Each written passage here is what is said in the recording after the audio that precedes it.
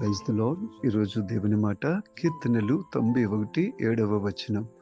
నీ ప్రక్కను 1000 మంది పడినను, నీ కుడి ప్రక్కను 10,000 మంది కూలినను, అపాయము నీ యొద్దకు రాదు.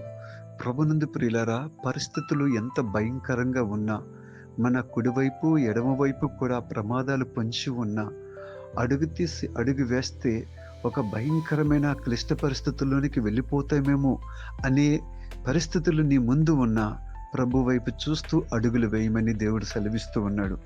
అపాయము నీ యొద్దకు రాదని చెప్తూ ఉన్నాడు. పేతురు గారు నీటి మీద నడవాలని యేసు ప్రభు నడవడం చూసి వెంటనే నీటి మీద నడవడం ప్రారంభించాడు.